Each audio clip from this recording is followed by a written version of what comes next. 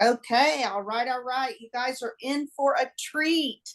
We have today Jennifer Hernandez, mortgage broker extraordinaire. She has been a mortgage loan officer for over 30 years, and her successful career is really built entirely on referrals, leading to over 20,000 recommendations, referrals that led to business for her. She is deeply passionate about paying it forward by teaching business partners how to build a business that loves them back. And that's what she's talking about today. This passion actually inspired her to write her first book in 2023. It's titled Big Hug, Big Kiss. And she's working on her next book, I think. I think she'll share some information on that. But from 2012 to 2022, she actually served as a mentor and coach for over 230 top loan officers, I think across the country, right, Yeah. Jen? Nationwide, That's yeah. just amazing that you did that and for so long, for sure. Well, they And she's paid me a also, lot of money. That's why I did. I'm sure, yeah. Well, she has been an active member in our group for 7 years. She was actually in two of our groups, and she's now in another NIA group too. So she's a big NIA fan. So take it away, Jen. Thank you very much. Thank you. I am going to share a screen. So I've got a presentation to just keep us on track. But Helen, thank you so much. And I'm just super honored to be talking to the NIA community today. So let me just clinker and present here super quick. I'm And honored to be able to share you with everybody. oh, thank you. Thank you. Thank you. So, building a business that loves you back. So first, I would love to see in the chat where everybody is from. I mean, I'm in Houston. I know there's people from all over. I just would kind of love to know my audience. So I would love to, if you could just put in the chat where you're from. Virginia, Maryland. Oh, New Jersey, my parents. Oh, hey, Kassoon. Washington, Boulder, Houston. Nice. Fort Lauderdale. Cool. I was just in Florida. Oklahoma City. Yay. All right. Well, welcome everybody. Awesome. Awesome. Humble. Hey, Crystal. Nice. Okay. So I'm in Houston. I think as Helen mentioned, I'm in her Katie group. I was a founding participant in that one.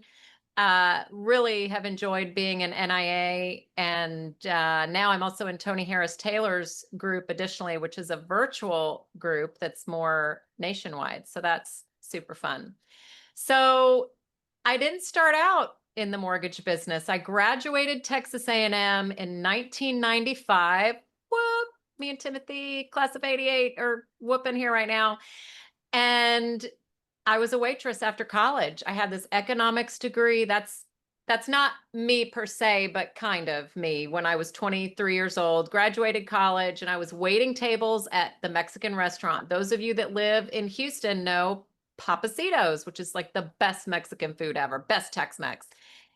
And I made gangster tips. Okay. I made a lot of money, was paying the bills. I was the upsell brochette, rib, whatever queen, and upsell your margarita. Like I had it all going on. And about 9 months after graduation, it was September 1995. I had a complete meltdown. I was like, I cannot wait tables the rest of my life. I'm bilingual in English and Spanish.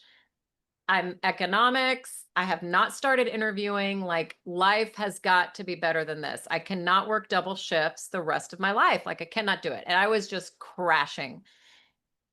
And I called the only person who was paying attention to me at the time, which was a former party friend from A&M that had started this mortgage business. So he was like, "You need to be a mortgage loan officer." I'm like, "You're nuts. It's 100% commission. You know, we're not partying and drinking. Have you been drinking? Like, I cannot do this."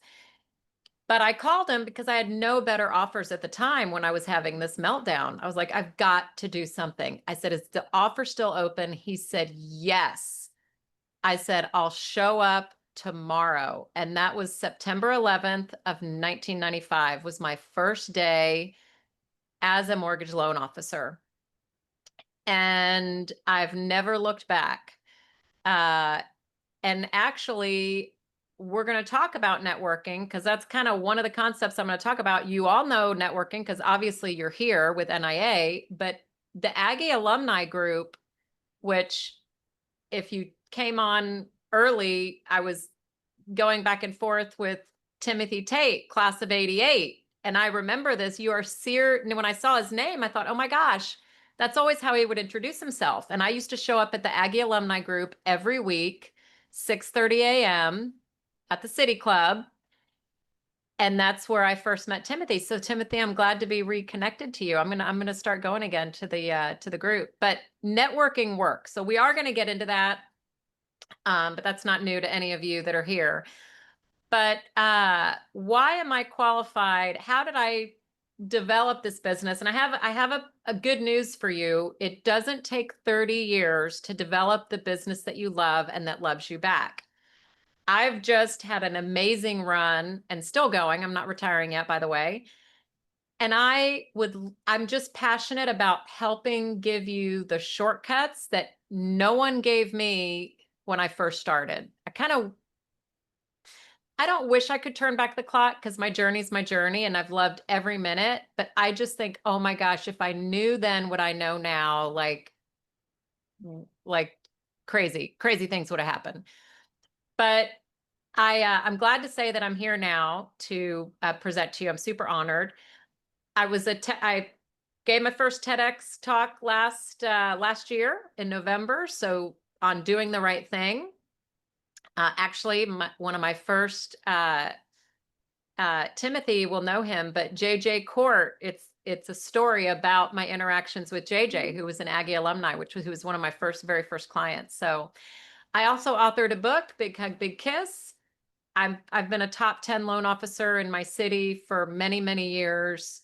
I did, as Helen mentioned, coach all those prima donna loan officers many years ago that I had really fun doing that. And I've had a lot of referrals. I've been 100% referral for 30 years. So that's what I want for all of you. Referrals convert at a much higher level. So I'm going to give y'all I've got 3 concepts that I'm going to talk to you about. And my goal is that you take away some nuggets. I know this is being recorded. We are going to have Q&A, so please just jot down your questions. Just save them for the end. I want to just get through this for those of you that might need to build out early. And super, super excited. So how many of you might feel at one point in time, you're working endless hours, leads aren't converting, you're living deal to deal, burnout is looming? At any given point in time, right? As an entrepreneur, you can even work for a company and be a W-2 employee and feel this way. Yeah, Timothy's, you said you've gone back to 100% commission. It's tough. And when you own your own business and you're responsible for the income that's coming in, these storms can be more frequent in nature. And the good things about storms is that they always have a beginning and they always have an end. My goal for you today is that with a few things that I believe you could really start doing right away, your storms will be shorter in nature and you can get out of them sooner because you have some systems in place. So that's the good news of what's ahead. So you don't have to feel like you're in that quicksand reaching for your lifeline. What's that show? Is that Naked and Afraid where you get like a lifeline or something? I don't know. And I also have a gift for you. At the end, I'm going to give you a workbook that I've designed that has 16 exercises. Don't get overwhelmed. They're easy and fun, and it's really going to help you dig a little deeper, do some thought on building the business that you love. So before we get to that, I actually want to know, well, building a business that you love means different things to different people. For me, when I was 24 years old, the business that I loved was just, I wasn't waiting tables. I wasn't working 20-hour day, not 20 hours, that's exaggerating, maybe 15, double shifts, didn't have a life. I didn't even know what day it was. Like it was, I was just, for me, it was just anything but that. And then it became paying off my student loans. And that, so it's different things to different people. But I'd love to know for you, what, just in a couple of words, maybe put it in the chat, a business that you love, what would that be like for you?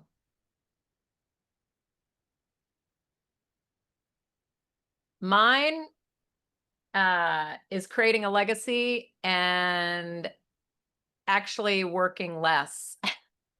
Having a team to support me, and that's actually, I do have that. I still work a lot though, but it's just being able to take time off, being able to travel, being able to support my family, and that it's fun. That's for me right now. That's what that looks like. And my boys are older, and so leaving a legacy for them to know that their mom built something and that she pretty much that she was a badass. That's what I want them to know, that she was a hard worker, that she made things happen, and that she impacted a lot of people. So mine right now is legacy. So I'd love to hear, let's see, we got some in the chat. Let's see. Ooh, having 25 appointments a week. Perfect. Working because I want to, not to pay the bills, owning my time and not someone else's. Amazing. That's great. Thanks everybody for chatting. Well, a business that I love is one that supports others to grow their business. Great, Helen. Yeah, you're passionate about that. Awesome. Well, I've got the gift for you in a little bit. So concept number one, I've got 3. So concept number 1 is you have to love yourself first. Now, this is easier said than done because of those storms that we talked about. I think the first thing that we've got to do is really understand what our why is. Now, in the workbook, so the workbook is like this. You can print it out like I did. Oh, what's my camera doing there? Hey, guy. Hey, I'm right here. Oh, that's not good. Sorry, guys. I told y'all before my camera moves and it drives me crazy. Let me fix it. Okay, there I am. Hey. So what's your why? And setting boundaries and mindset. So we are going to go through a couple of exercises for those 3 things. So defining your why, it could be paying the bills right now. It could be surviving. It could be family, legacy, education. Why do you show up every day? Why do you go work the number of hours you do? Why do you put everything on the line? Timothy, for example, to go back 100% commission, like all of us have this why as to why we started our own business or continue to do the business that we're in. So there's some good exercises in the workbook to really dig a little bit deeper. To really, and for some of us, it's just reconnecting with what we love again. When you're in that quicksand, it is so easy to be in the restaurant business. We always used to say to be in the weeds, right? And so I'm in the weeds. And when you're in the weeds, you just can't see anything except the weeds, nothing. So hopefully the questions will help, present a clearing a little bit so that you guys can reconnect with your why. Now, here's a big one. This is actually one of my favorite topics because this is what changed for me the most when I started to really, it took me, I'm a slow learner, okay, for 10 to 12 years. Well, actually, I'm a fast learner, but I'm a slow learner in some things like learning how to put in some systems and having less storms. So I survived for about 10 or 12 years in my mortgage business very successfully. Actually, I was making very good income. I mean, by my 3rd year as a 27-year-old young lady, I was already making 6 figures, which was pretty hard back then. So I was having a lot of success, but I was miserable. I was working all the time. My method was whatever I can get to first. I mean, calendar, I didn't even use a calendar. I just have 1,000 sticky notes and I just cross them off and I have a big highlighter and I just and I got everything done. I always did what I said I was going to do because I was working until like 10:30 at night doing what I said I was going to do. And people appreciated that. So I got more business. Um, but that only gets you so far.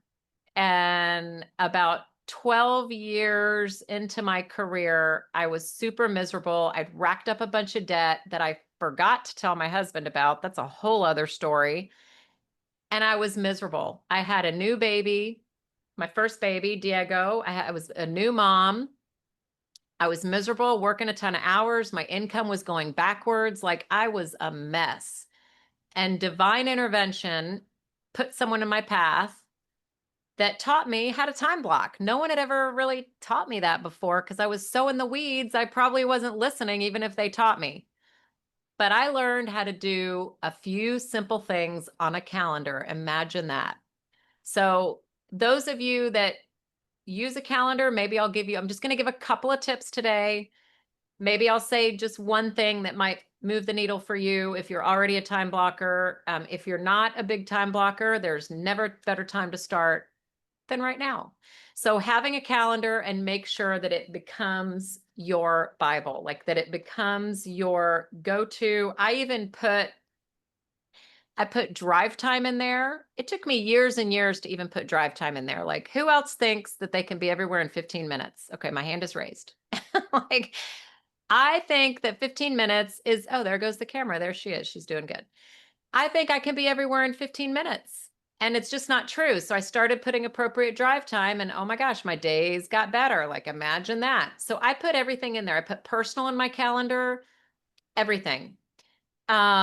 I do not put tasks in my calendar because it clutters it up too much. That just I leave it for the calls that I'm supposed to make and all the sales activities.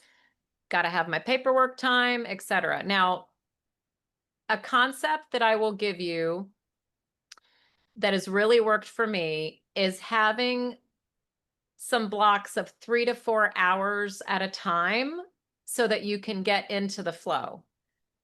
Like for me, I can't just say, okay, oh, I got 30 minutes. I'm just going to jam out a bunch of prospect calls. Like I just, if you can do that, I applaud you. Like I will go give you a pedicure right now. That I'm so impressed. Like that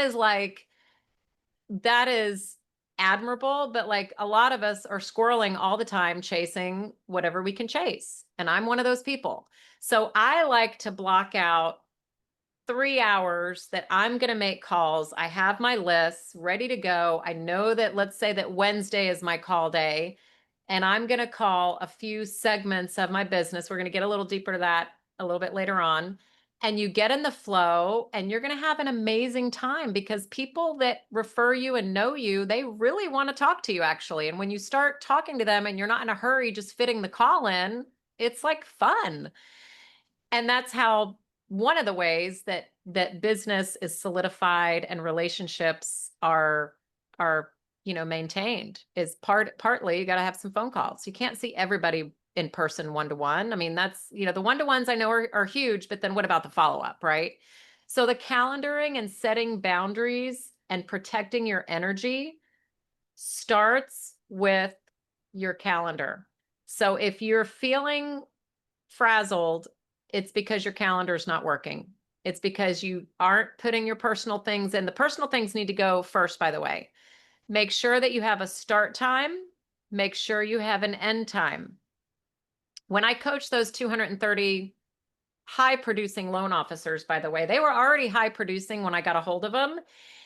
And the program, it was a 2-year coaching program, and I had a group for 6 months.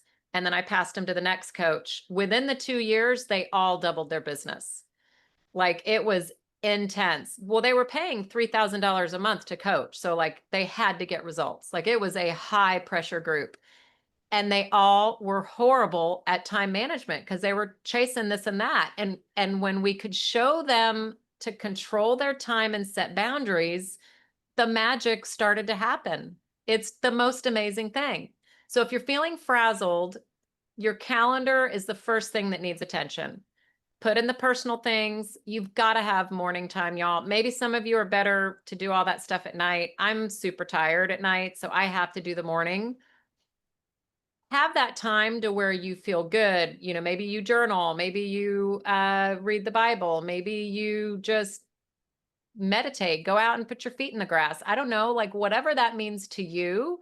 That book, Miracle Morning, is amazing. If you haven't read it, or if you have read it, reread it. It's great about that morning routine, and that's going to get your mindset right and help you attack the day. So my day starts at 9. Um, Occasionally I'll take a call at 8:30, but I start my day at 9, and it's with my team meeting every single day.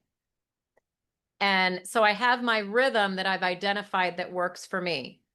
Maybe you want to work 12 to 8. I don't know. Whatever it means to you. Maybe you want to work only Monday, Wednesday, Friday. Cool. Calendar it in. Like whatever it is, and it's going to be work with your schedule so that you can balance and have that personal time as well. Calendar it in. And you've got to follow the calendar. Just put one foot in front of the other. And like my calendar tells me what okay, I'm going to make a confession. I've grown to love the calendar so much that I even put like Walgreens on the weekend. Like Walgreens, pick up prescription, Walgreens, get, whatever. Like I put it in there because it tells me, even the weekend, I need a roadmap. Like I need to know. And I put drive time. I put my 15-minute drive time. Like I do those things. I do it. Now I have more white space, of course, on the weekends, but I map it out. I love it. I just love it. And I hope that you do too. Now, one thing before I go on to the next thing, because I could talk about time blocking for like 2 hours. I love it so much. Having the blocks of time, like call time, like maybe once a week, you just do a call bonanza. Every day from 2 to 3 or 2 to 5 is really my high client time. So the other thing that I will tell you changed my life when I had that kind of mid-year crisis where I was really down in the dumps in my business, kind of 12 years in, super big storm, is I learned how to set callback times. I was like, oh my God, it's so genius. Like no one's ever taught me that before, where you're not answering the call on the fly, nonstop barreling down the highway, where you actually,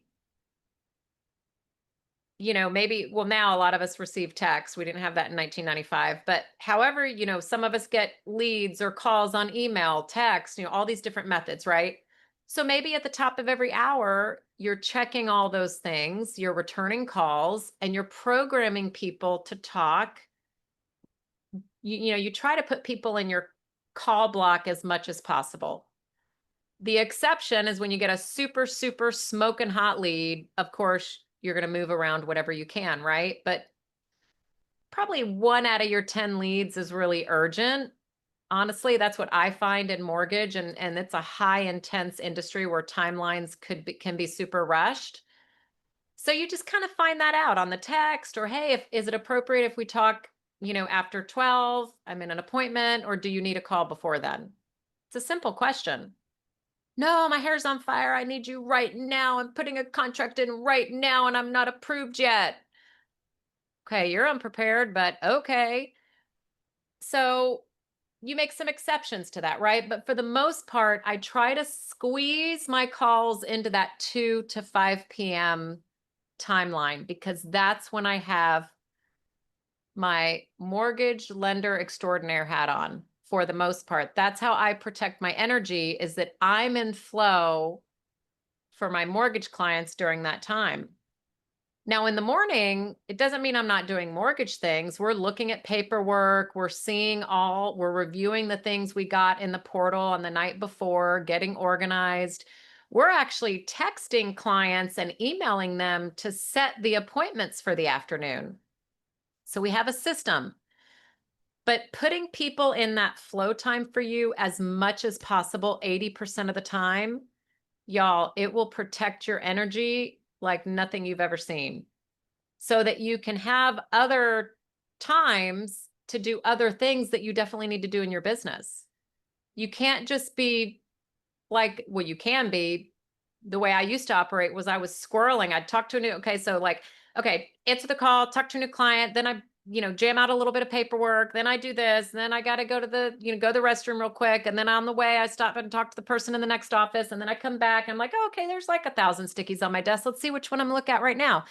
Then, oh, phone's ringing. Squirrel. Hey, wait, text. Let me get this text. Oh, cool. New lead. Let me go ahead and call that. Like, y'all, like it could go on all day like that. And you can totally get caught up. So again, proactively pushing people into that space. Now, I know a lot of you are familiar with Calendly. I know in my NIA groups, it's used like wildfire. If you're not using Calendly yet, please talk to your NIA group member and use Calendly because it's the best thing ever. So I don't need to really talk to this group about that because I think you're all using Calendly, probably. But try those few things, setting back call times and offering, oh, hey, can are you best to talk at 1 or at 3:30? Offer a couple of times. And trust me, they will choose one. And then I send them a Calendly, even if it's an hour from now, my assistant will send them a Calendly. And it's a good impression. People are like super impressed, like, wow, she scheduled a 20-minute discovery call with me, like intro call. Like, wow, I get this email and I get this text reminder. Like this chick is like professional. If you're answering the call barreling down the highway just to answer the call, because, oh, I don't want to miss a call. Y'all, they can tell. You're not focused. It's dangerous. You're not really taking notes. I hope not. It's just not good. And so I think that's the biggest thing that changed for me, that really started to change the trajectory of my calendar, which then changed other things. So I'm going to move on to the next topic. And you guys can ask me questions about that a little bit later. So mindset, what goes in really does come out. So in the workbook, I've got a really nice audit about kind of what am I doing that I should stop doing. It's just like a little exercise that's super simple. Just check the things that you're watching, podcasts that you're listening to. Like I've been kind of gravitating to some, political podcasts lately. And I was thinking this morning, I was like, okay, I need to stop, I need to stop doing this, or maybe just do it once a day at a certain time, block it in, just have a little 30 minutes and that's it, so or what you're reading or what you're watching. I only watch Netflix Friday, Saturday night. Like that's it. I don't watch it during the week. Even if my husband's like, hey, come sit on the couch and watch TV with me. I'm like, no, that's okay. I'm going to go do something else. I don't want to do it because I'll miss my sleep and then I'll miss my window to wake up at 4 to do my 5 o'clock workout, So you've got to really decide what's important and just take a little inventory on what is going into your brain, into your ears, and all that good stuff. Okay. All right. Concept number 2, systems. So this is where the rubber really meets the road, because on charm and good looks and good gab, you can definitely get really far for a certain amount of time.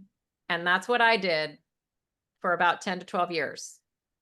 Like I mentioned, my system was whatever I get to first. I wasn't using a calendar. I was just like, oh, I'm just writing stuff down, got my highlighter, and I got it all done, but I was crazed and dazed and all those things until I met that person that taught me how to properly time block a couple simple things.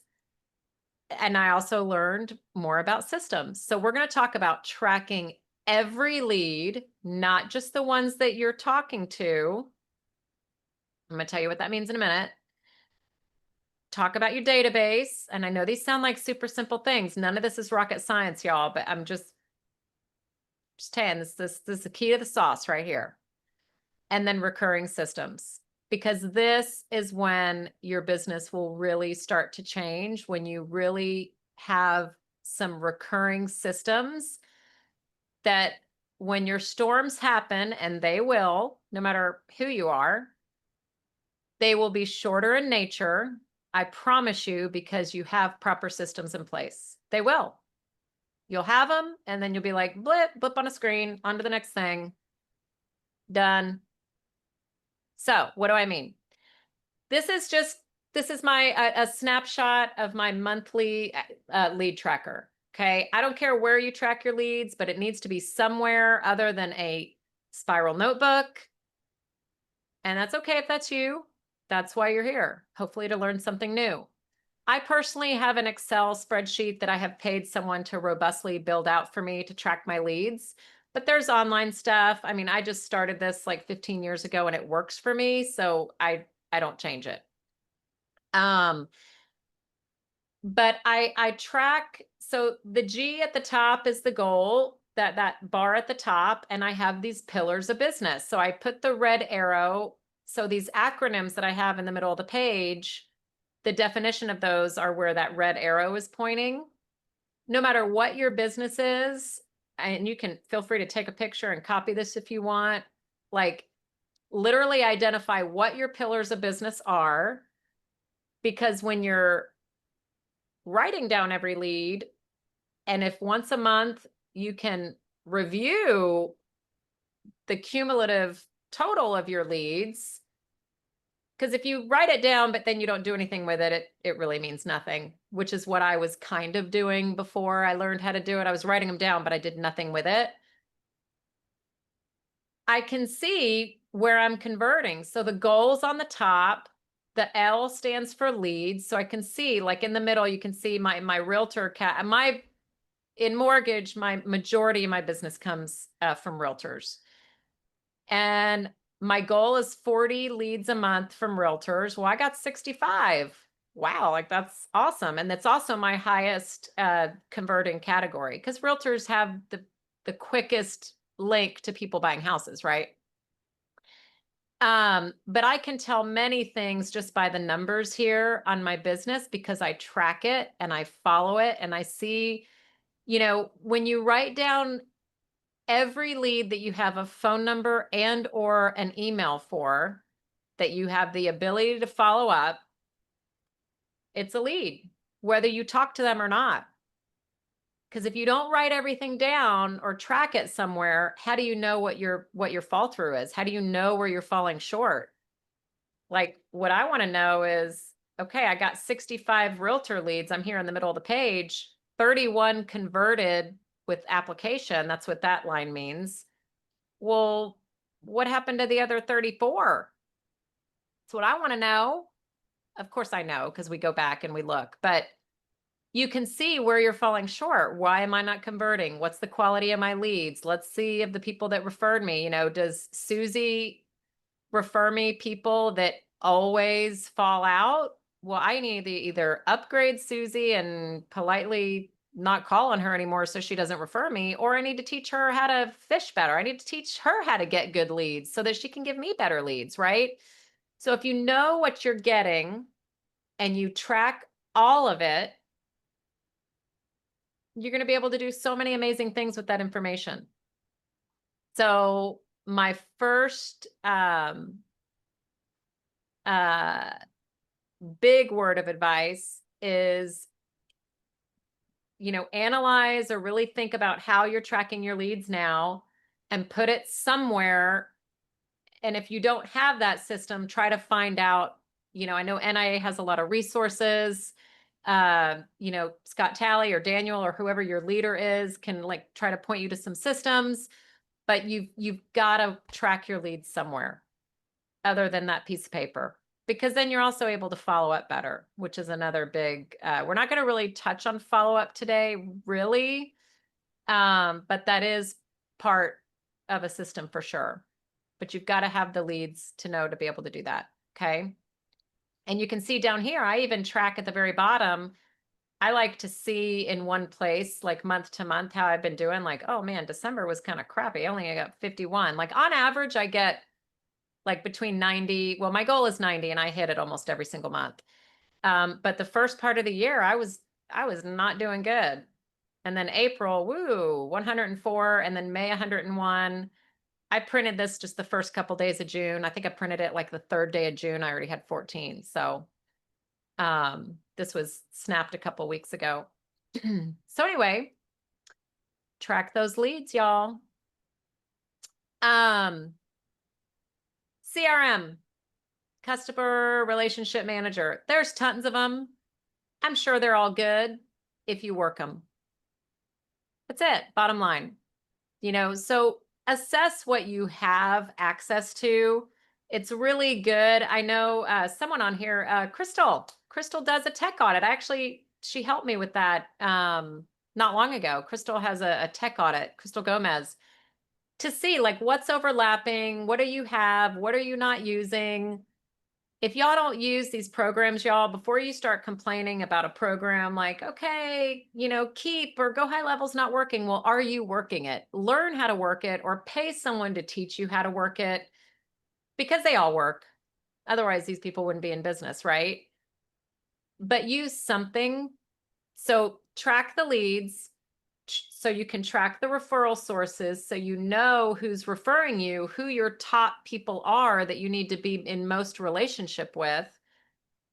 Categorize those people. Because if you have just everybody dumped in the database or the CRM, it means nothing, y'all, if you don't categorize them. So in going back to these pillars here, the CCR, current client referral, past clients, those convert the highest, by the way. The past clients, at least in my experience, they convert for me 43% of the time. And my other stuff, my realtor stuff, only converts like 18% of the time. So past clients and their friends are the best kind of referral that you can get. So where do you think we should all be spending our time and money? You guessed it. Past clients, but that's where we spend the least. In my experience with the top loan officers, that's where they spent the least amount of time. Crazy. Crazy. Well, not when we got done with them. We just taught them a way to do it. And they're like, oh my gosh, who knew? But figure out what your business, what your, what you want your acronyms to be. Copy this one. I don't care. I mean, like just think of something, but you probably can think of 6 or 7 pillars of business right off the bat. And then you know what's coming in if you categorize it and you know what to nurture and where to spend the money and what is converting. Okay. So again, then you can put those referral partner people into a CRM so that you can drip on them, which we're gonna talk in the next section. We're gonna talk about that. We're like, what are you talking about, Jennifer? What do you mean drip? What are you talking about? So recurring systems, this is really where the magic started to happen for me. I did start the very first recurring system that I had when I first got in the business. My first true system that I didn't even really know that I had until I knew it was I started, let's see, it was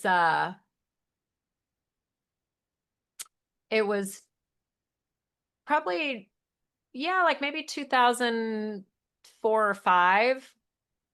I started sending, so that's like 20 years ago. I started sending out an email to all the realtors every Friday around 4 p.m. called Interest Rate Update. And I kind of did it blog style where I would write a little story, like a personal story, and then I would lean it into business, like a learning lesson that I had from the week that's personal so people could kind of get to know me. And I still do it today, 20 years later, every Friday. I probably miss, out of 52 Fridays, I probably miss like 3, maybe. But I do it every week. Around 4 or 5 o'clock, it's sent out and it works. I mean, I'll get referrals from people that have been on that list for 2 years and they'll need me. Like you never know when people that you're calling on, when they need you. They may not need you right now, but that's okay. I'm okay being on your bench. That's okay. And you're kind of getting to know me on the side. And email is still in all the different the conferences and different things I've gone to, the digital marketers, even the most recently as last year, have all said that all this other noise like social media and text and all these things, that email is still one of the #1 ways to market.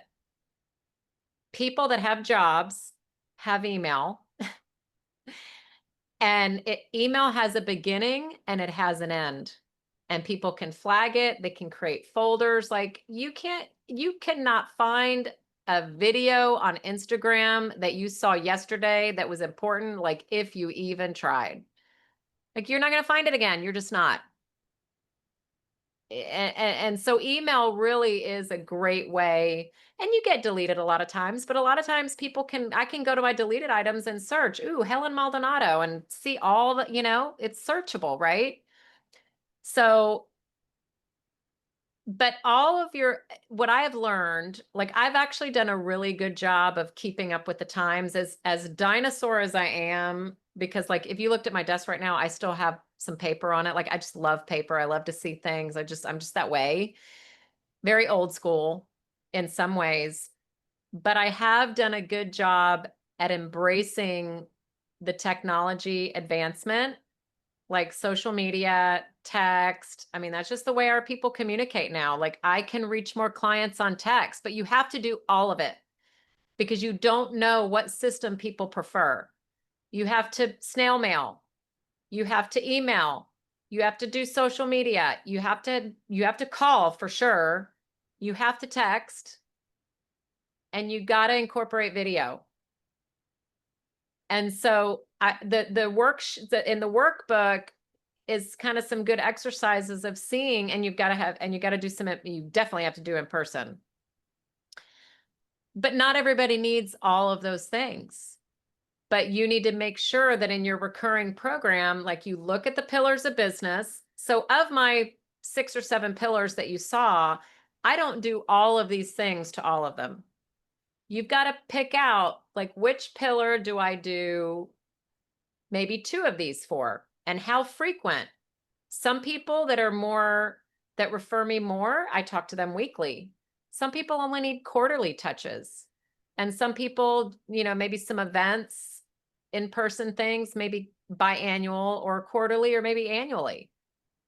So this, I could go down a whole other rabbit hole of marketing, but I think just auditing what you are sending out, and there's a lot of people in NIA that have amazing automation, amazing. And seeing where you can fit automation in here to where all you got to do is just schedule it, and the CRM takes care of it for you. You just kind of, look at what they're sending out. I'm not a huge fan of canned stuff. I like to make things that are super valuable, that look like I put some time into it and I'm not just copying and pasting. That's just me. But just hire someone to help you and get your foot off the ground and get you a blueprint or something. And NIA has so many amazing resources. I know I'm not using all the resources in an NIA, and I should. And Helen and all the other leaders are doing great ideas of leading us to this amazing, whether it's automation or marketing ideas or getting in the video library, etc. We need to be taking advantage of that, y'all. So look at what you have access to before you go paying for something, and see what you can have access to. But choosing the frequency of these recurring systems, and if you just add one thing for each pillar of business, it's going to move your business to the next needle. And then you add another thing. Maybe next year, then you'll do another audit and add more things, right? So that is that. So I'll look forward to some questions on that here in a little bit. Okay, concept number 3. How the business keeps loving you back. So we started with loving yourself. You got to get your house in order. And I didn't mention this, but like it goes all with that morning routine. And morning routine can encompass, it might be working out for you, jamming down a ton of water, having your coffee, putting your feet in the grass, like whatever that means to you. Okay. But loving yourself, protecting your time, setting those boundaries, having a calendar and sticking to it. And then we went because that'll get you so far. But then you got to have those systems too. Those recurring systems that are going to keep your business going, and having that CRM and being organized on your referral partners so you can show gratitude. That's what we're going to talk about now. You can network and know who you're networking. And we're going to talk about investing in yourself. And that is how the business will keep loving you back. So it's all kind of coming together in this nice little circle that just keeps rinsing and repeating and rinsing and repeating. So networking, of course, you all know what that is. NIA is amazing. But we need to do other types of networking, and networking doesn't have to be an event that's always focused around, oh, too much food and I'm not drinking right now. I don't want to go drink. Well, number one, you don't have to drink. But number two, networking is a book club, a Bible study. I'm in a book club every Friday morning at 7:15 for the last 7 years. That's networking, y'all.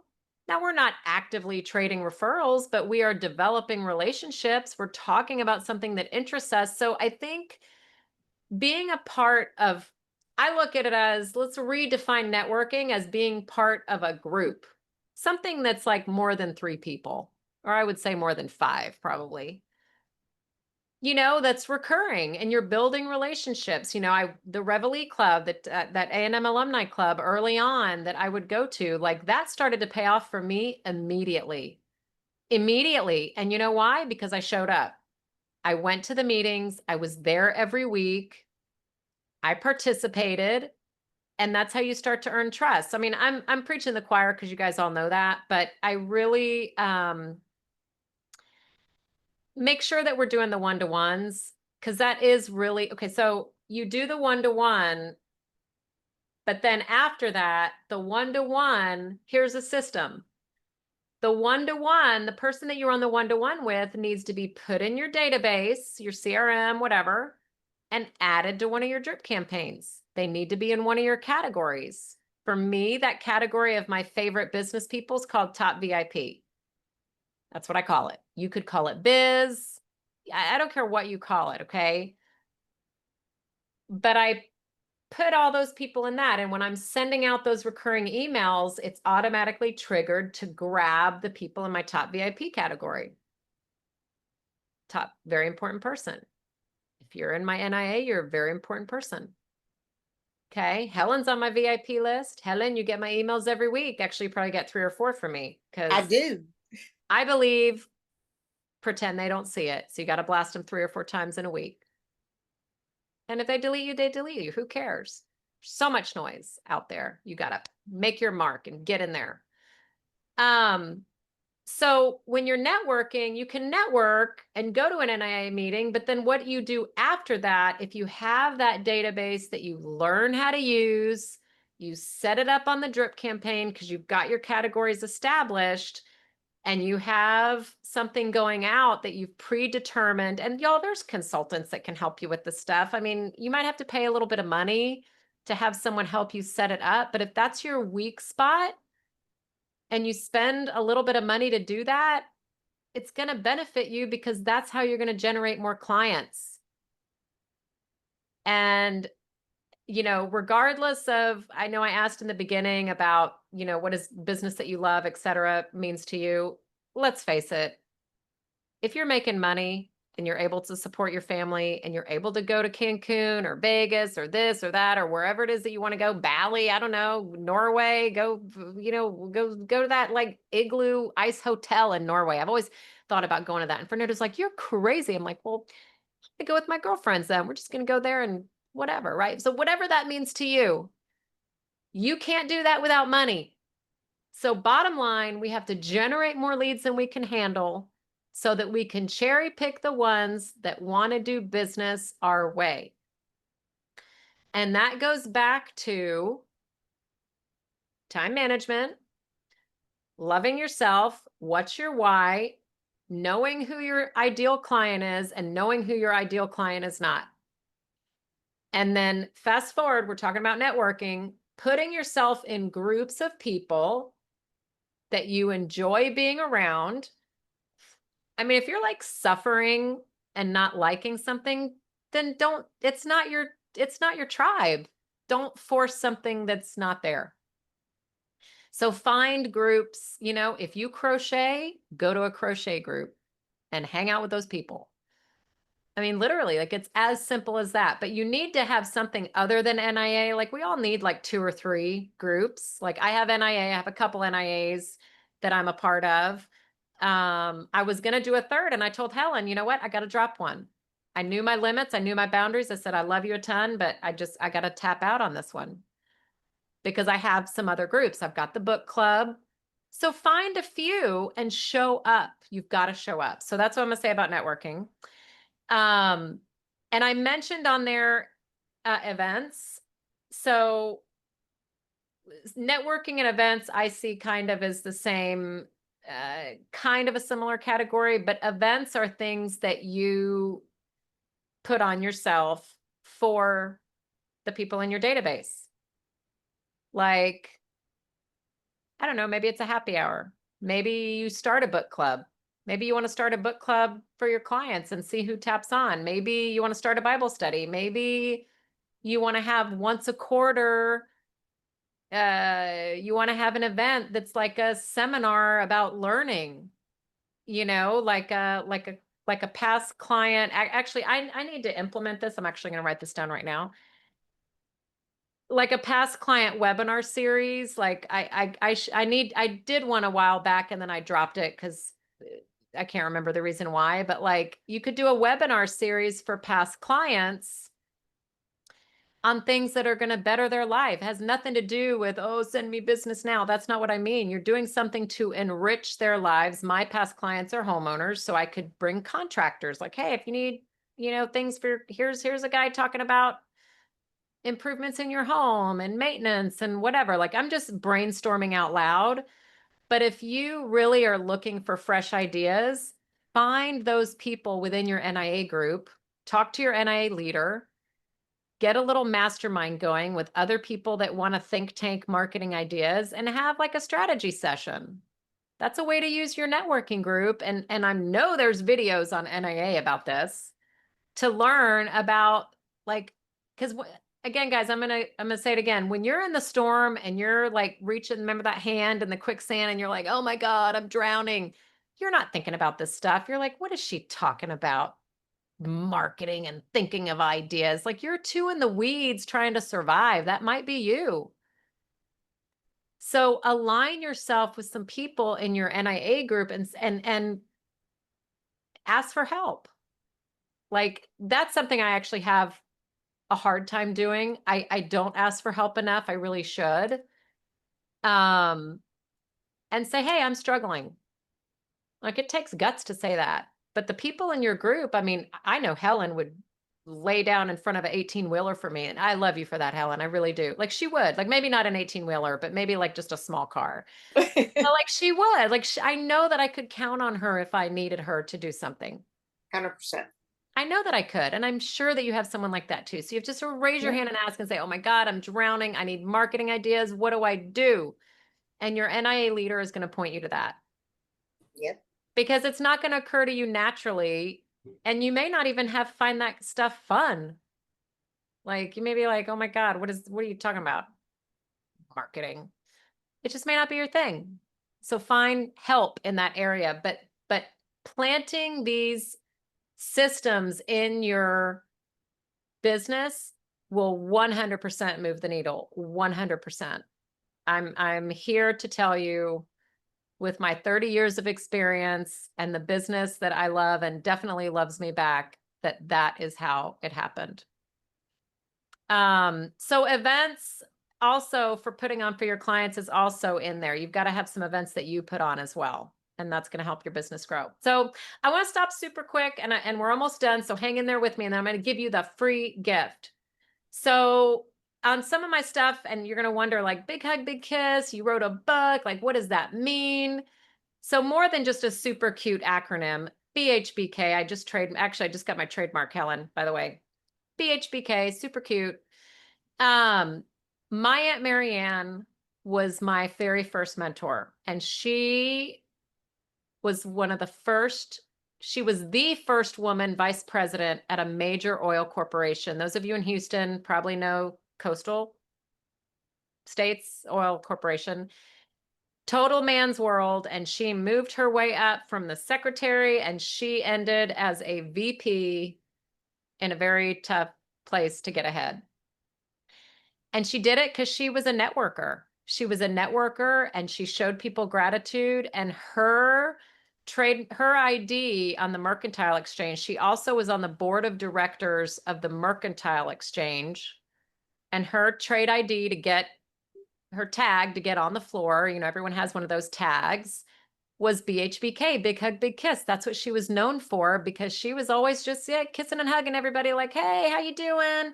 You know, she was just very good at making people feel comfortable. That's just what she was known for. She was super friendly and everybody loved to talk to her. And she was a connector.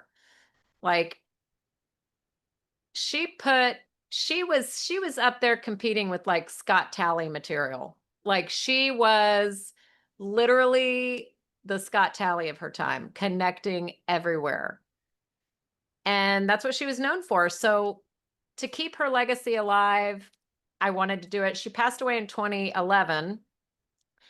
But she very much is the reason why I was so good early on at networking. And I didn't realize it until I really started to think about it. Like, how did I get so good with, you know, to where I liked being out with people, et cetera? It's because she would bring me along on some of her things. Like, oh, come on, Jen, let's go to Ruth Chris Steakhouse. We got to go have a meeting with a couple of business people. And I was like, what? Okay, yeah, sure. I'll come on, what do I wear and blah, blah, blah. And so and I was watching her in action and it was really cool. So big hug, big kiss for me is more than, it's kind of like a philosophy. And that's why I named my book Big Hug, Big Kiss. So I just wanted to tell you guys that because you're going to see it and be like, what the heck does she mean? Big hug, big kiss. So for me, it's more like a culture of just embracing and being approachable and connecting and being authentic, and just like she truly loved everybody. And when you love and have the business that you love, you're going to love your vendors. You're going to love the people that you talk to. You're going to love your NIA members. You'll be like, I love you. I want to connect you. I want you to have more business. Like that's what it's about. Right. And your business will grow. I promise you, when you plant those seeds. So gratitude. So think about now how you're showing gratitude. I'm a big note writer. I've also become, in this day and age, also like a personal video. Like take your phone and make a 30-second video to people and send it, but like use their name so they know that it's like really for them. Like, Daniel, thank you so much for welcoming me on I'm going to get your phone number, Daniel, and I'm going to send you one. Daniel, you were so amazing and welcomed me on the show and everything went totally smooth. And I'm so appreciative for you. Nice to know you. Have a great day. See you later. Bye. And you text them. Big hug, big kiss right there at you. See, like it's just as simple as that. And I have to say that it doesn't, as grateful as I am, I get in the weeds. I have little storms. They're shorter in nature than some people, but I still forget. So I have to schedule like 30 minutes a day, or maybe you do it twice a week, or maybe you do once a week and you do a look back. I'm actually kind of a bundler. I like to bundle to where once a week I just spend an hour and I write notes. Let's see, who did I meet with this week? Who can I write a note to? Let me jam out a few videos. Like I like to get in that flow and not just cram it in here and there, but like have that hour. We talked about the time blocking and just jam them out at one time in like an hour time block. So just think about that as you're thinking about your calendars. And some of you might prefer to do it 20 minutes a day and jam it out. I like to bundle stuff. So I like to do kind of a look back on the week and do it that way. But you might want to do it every day, whatever is going to work for you. But really audit how you're showing gratitude, and however much you're showing right now. If you're like, oh yeah, Jen, I got all that going on, I'm doing the notes, you can do more. You can do more. I'm sitting here talking about it right now and I'm already thinking about, you know what? I know how I can step up my game. I can do it more than what I'm doing right now. Okay, so just it's something good to think about. And lastly, investing in yourself. I am a super proponent of coaching. there's a lot of great coaching that we get in NIA. That's one thing I love about the sessions is the exercises we do at the meetings. So if you find yourself that you're always sending a sub, or I don't know, like just really see, like, why is that? What about my calendar? Why am I always sending a sub? Like you're already paying to be in the group. The coaching, the sessions are great, but you might need some further coaching. Like I know when my needle started to really move is when I started to really invest in myself. And y'all, you can only watch so many free YouTube videos. Like you have to be willing to pay money. And I will say you will get the results that you're willing to pay for. You just will. And the more you pay, the more you pay attention. Now, I'm not telling you all you got to go out and get a gazillion dollars, but I'm just here to say that, like, as you're doing these audits in the workbook that I'm going to give you, that I'm so excited for you to download, you might be like, you know what? I really need to move the needle in that area. I need to start tracking my leads and I don't know where to start. So I would start with your NIA person. Like, who do you know that's techie and has systems and whatever? And I'm sure there's someone in NIA. And you might have to invest in that. That's investing in coaching. You're going to coach me on my database. I'm going to pay you a one-time fee to come in and get my stuff straight. And so some of your coaching might be ongoing. You might need help with your headspace constantly. You might be like, you know what? I just need some positive mojo, whatever it is. When I started coaching, when I mentioned I had that meltdown and I was going backwards and I was in all the debt, etc., divine intervention introduced me to this person, which was the coaching company that I ended up coaching for. But in the beginning, I was a student and I could not afford it. Now it's a whole other story, but I went to their little seminar for 2 days and I came home, and this was a bunch of mortgage people. Okay. So it was industry specific. So it made sense to coach with them. And I loved it. I'm like, I have found my tribe. I'm going to do this. The only problem, it was like $2,500 a month. So we're in all this debt. I go and tell my husband, y'all, he almost literally passed out. Like I had to peel him up off the floor. He's like, you're going to do what? There is no way. I mean, I got all kinds of slack. We made a plan. I ended up doing it 6 months later and never looked back. It was wildly beneficial for me that I took the risk, invested in myself in that way. No, I'm not telling you to go out and spend $2,500 a month, but I'm just saying you're going to have to get out of your comfort zone, whether it's with time, maybe money, something, because we all need a little bit of help. We do. We cannot go in on it alone. So I'm a super big, maybe you go to just a 3-day seminar and you do it in 3 days and do that, but you've got to get some coaching and you've got to make time with that calendar blocking to have quiet time to review once a week. Like I have Friday mornings where I work in my business Friday mornings. We talked about flow and having a block of like a 3-hour block. Friday mornings are a little bit slower for me. So like, if I escape from 9 to 11 and just work in my business, like nobody's no, unless a meteor's coming for the Houston, Texas, I think I'm okay. Like nobody's dying, everything's fine. I can escape for 2 hours and it's fine and work in my business. So you've got to set aside some time to do that kind of stuff. Okay. So that is all that I have. So we talked about 3 concepts. There's so many more I could have talked about, but I'm hoping that you got at least a couple of nuggets of some things that you can really think about. And here is the workbook. So this is you're going to be prompted to fill out a survey. So sorry, you got to work for it a little bit. You want the freebie. There's like 6 or 7 questions about my presentation. I'd love your comments. I'd love your feedback. So scan the QR code and it'll take you there. Or let me put in the chat. I'm going to put the link in the chat if you want to do that instead. And then we'll get to questions. So the link will take you to the survey page, and the code to get in is BHBK. So if y'all could do that, and take the super quick survey, and then it'll get you the download. You can download the workbook. So enjoy, enjoy, enjoy. So I would love to take some questions. And then I'll also give you all some information about how to get in contact with me.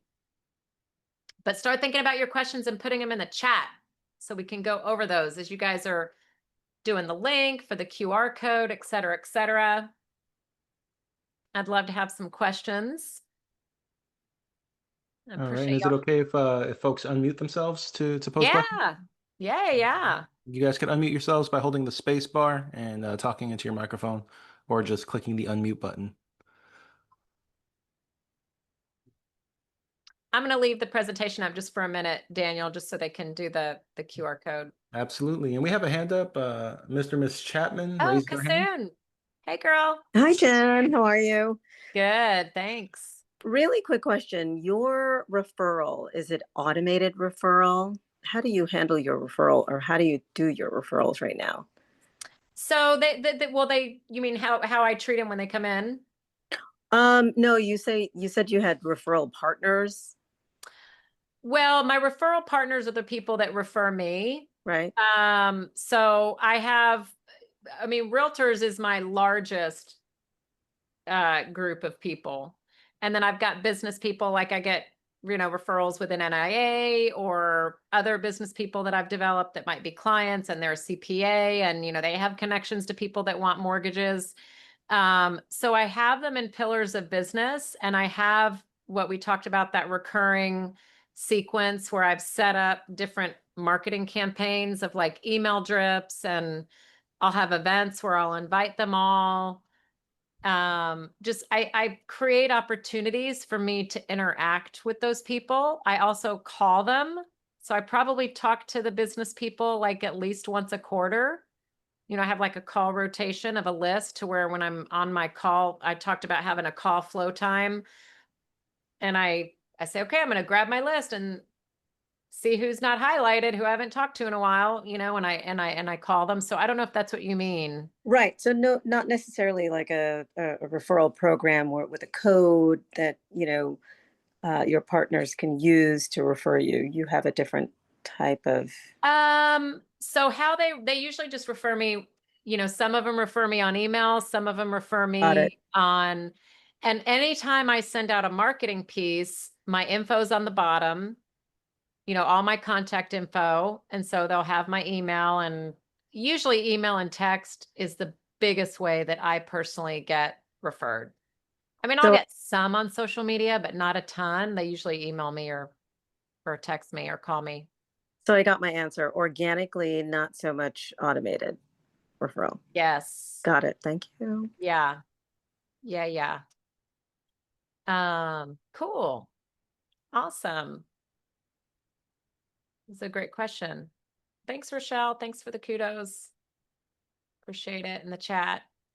I am going to go to the next page. If you want to get a discovery call with me, number one, I'm really wanting to do this talk more. So if you know of a sales organization that might benefit, I'd love to talk to, salespeople about building the business that they love I'm all about 100% referral. Like, nobody wants cold leads, y'all. Nobody. And so that's what I'm all about. So you can scan this QR code, and this will lead you to my Calendly to have like a discovery call to maybe, I'm happy to talk about talking at your organization. I also do have a VIP day. That might not be for everybody, where if you want to talk about if it's right for you, where I'll spend 8 hours with you and get your systems and stuff in place. It's like a super intense, like if you're ready to work, like, we'll take a 45-minute break. Like, that's it in 8 hours. Like, I'm going to be driven to get all your stuff done. So it's like a super intense day that we can do together. But if you're interested in talking about that, just get a discovery call with me. Or if you think that I could talk to your organization, salespeople, I would love to do that as well. So you can scan this to get in touch with me for sure. I'll leave that up here too. But I would love to have more questions, y'all.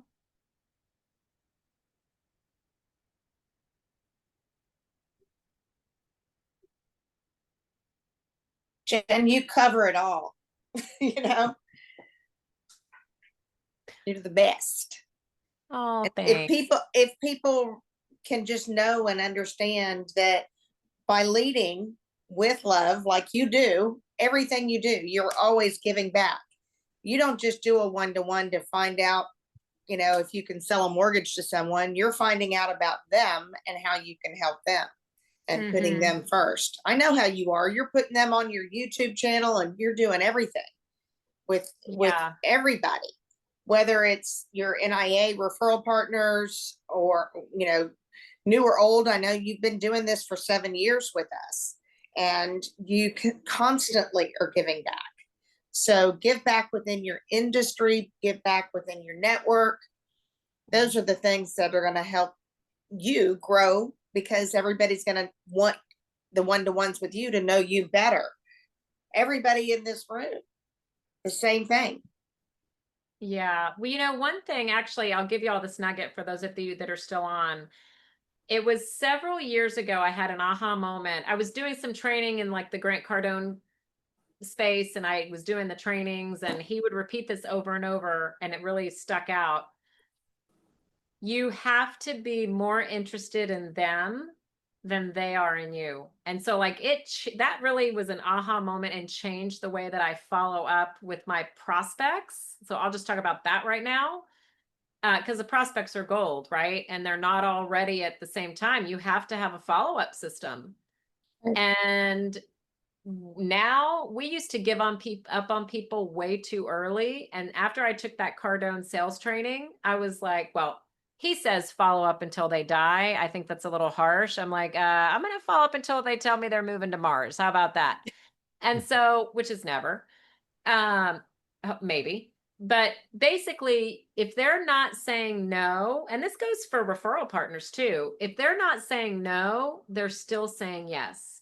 And when I changed my mindset about that and really put myself in people's shoes about how people follow up these days, and this goes with y'all with your business contacts and NIA and everything else, people don't mean to ghost you.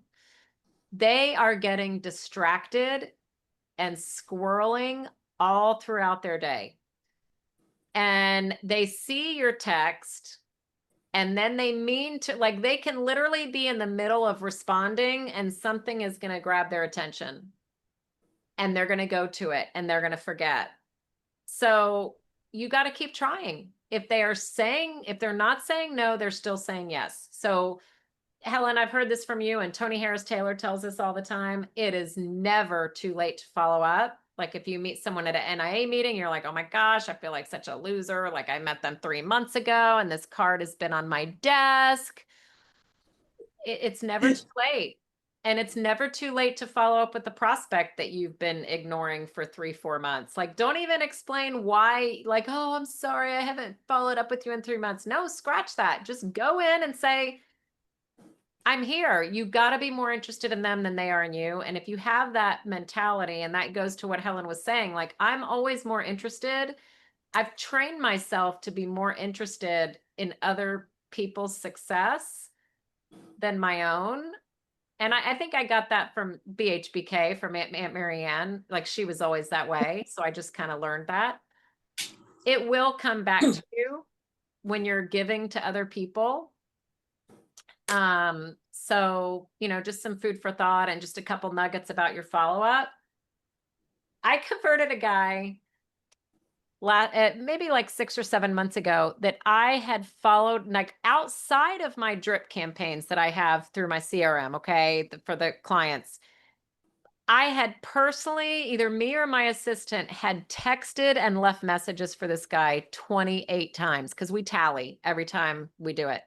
My team wanted to give up on this guy so bad. I'm like, nope, not till they're moving to Mars, baby. Until they're saying no, they're still saying yes. And they're like rolling their eyes. They're like, oh my God, Jennifer. And do you not know? One day he called us and we looked on the lead tracker. We're like, oh my God, dude is from like 18 months ago, 28 texts later, never once responded to not one text, not one. The first thing he did was he apologized. He's like, I'm so sorry that I've never called you back. I've just been so busy and I travel so much. I said, not a problem. You're a client of Dominique's. Like, we're here for you. What do you need? You don't need to tell me you're sorry. Don't worry. I'm here. I'm here for you. What do you need? He closed 45 days later. He was ready. And when he raised his hand, he's like, I am ready. I've been ignoring you all this time, but just no offense. I'm like, none taken. Let's do this. He was ready. I just wasn't important to him at that time. And he just kept pushing me off, but he was not saying no. And so I challenge you, as we're just bringing this up, to look at your follow-up and how many times you're following up with people, whether it's business people that could be referral partners, connections that you get through NIA, or whether it's leads that you get. Having that organized system and that lead tracker so that you can follow up with those people. I think that we don't do a good job of following up because we're not organized in that way. We've got to get our house straight, y'all. We've got to get our foundation organized so that we can, okay, here's my list. Here's my guy. I'm going to text him for the 29th time and he's going to surface eventually. There you go. So anyway, I hope that's helpful to some of y'all about follow-up. Hey, Jennifer. Yeah. Yeah, the statistics I remember from years ago, it takes about 7 to 8, contacts before they become a customer. And so, yes, you need a very good CRM system. And that's what I love about Salesforce. Yeah. With my Salesforce at work will have me follow up about every 90 days, once a quarter. So when I get that no, I just say, hey, is it okay if I stay in touch with you 2 or 3 times a year? And every time I ask that question, they say, sure, go right on ahead. Yeah. Boom. So guess what? I'm going to follow up on them at least 8 to 10 times, before I turn them off until they absolutely just say, I'm tired of getting your calls. So it's interesting you say that because that recently, maybe within the last year, I heard, and it came from Grant Cardone, who's like, he's a great follow-upper. He's I don't know if you follow him at all, but it used to be 7 to 8, and now it's actually more like 15 to 16 because of all the different methods. Like with the speed of technology, it's actually, we're outdating ourselves all the time. So Tim, I would challenge you. You need to follow up more often. Quarterly is not enough. You need to send things of value. Like I would challenge you to say, okay, let me look at my pillars of business and my follow-up. Let me look at the clients, the prospects, the referral partners, whichever category they are. It sounds like that was a client. And whatever you guys all are doing right now, it is not enough. It is not enough. And so I did a scary thing it was maybe 18 months ago. So I was following up with past clients because, I've already closed them. I don't want to bombard them. I don't want to hurt their feet. I don't want to make them sad and be all, ooh, Jennifer's, stalking me. I had all this in my head. And I said, you know what? I'm going to pretend that nobody sees it because normally they don't. And I'm going to start emailing them weekly. And I was so afraid to do that. And now I'm like, you know what? The people that don't want it are just going to unsubscribe, or it's just helping me redefine my database of the people that want to hear from me, right? So I turned up the volume because I was letting my fears of stalking, which I was creating, keep me from being a blessing to those that need my service. And you're a blessing to Tim. I was so excited to see your name. I clearly remember you, Timothy Tate, class of 88. And I remember you showed up every week and you were amazing to talk to. And I'm glad to be connected again. But you have so many people that you're a blessing to, and you need to keep in touch with them more than once a quarter. Like get to them with an article of interest or something that's of value to them as they're out there incubating, right? Oh, I'm doing a posting on LinkedIn daily. Okay, perfect. Monday through Friday, sometimes Saturday. Nice. That's perfect. And what I've learned on LinkedIn too is, a lot of my posts come from New York Life, but a lot of people like pictures of Yeah. yourself and also videos. And when I do that, LinkedIn will tell me, hey, your stats are up. You know, it's Nice. fascinating. Nice. Fascinating. Absolutely fascinating. Awesome. Yeah, that's awesome. And also just the email pieces that we're doing is how we keep in touch with, past clients and current clients, and the leads that we have of the people that haven't bought from us yet is what I meant on the on the touch points and everything. Because there's a lot of noise out there, and that's what I've learned. And that, like, things are way different than they used to be that I had to do in 1995. Like, you just had to pick up the phone and call people. Like, now you've got social media and text and all these things. Like, it's so much, and there's so much noise that we're competing with, and people don't see half of your stuff. Like, people don't see your stuff all the time. We think they do, but they don't. And so we have to keep sending it in different methods, so that systematizing is super, super important, of automating as much as you can to keep those things coming. But anyway, it's all good. It can never be too much, ever. I don't think. Yeah, I don't think. I don't think if so you're- either. If you're caring about people and sending things of value, Right. like, yeah, I'll take you off my list. Sorry, you don't want me to help improve your life. Go, that's fine. No problem. No, I don't say that, but I think it. I'm like, okay. But some people just don't want it, and that's okay. And you can't take it personally. You just have to Yeah. say, okay, Move great, on to the I'll take next you off one, my yeah. list and move on. Well, that's why you generate more leads than you can handle. So when people say goodbye, you're like, okay, great. I wish you Next. the best. Awesome. Next. Yeah. Hey, Jennifer, I was going to tell you on Reveille Club, just come. Don't Yeah, I feel will. bad that you've been away for a while, because I'm Oh, a no, I don't feel bad. No. Here. I have been activated 3 times since 9/11 and had to step away for 18 months, 7 months, and then also 9 months. And then also, whenever I've been gone on military reserve duty for my 2 weeks a year. And then also, I told you I came from the banking industry and I was Yeah. hourly, and so I couldn't go. And so, you just show up. It Yeah. doesn't. It's never People too late to show up. You're exactly Yeah, right yeah. on any of it, or follow up. People understand. Hey, your path or your job took you somewhere else. Yeah. Thank you for your service, Timothy. All right, I Jen. retire in September with 36 years and 9 months of service. Wow. Oh, wow. Wow. Thank you. Awesome. You're welcome. Hey, thank you, because we can't do it without taxpayer support. So we appreciate you filing your taxes and, to support our common defense. Awesome.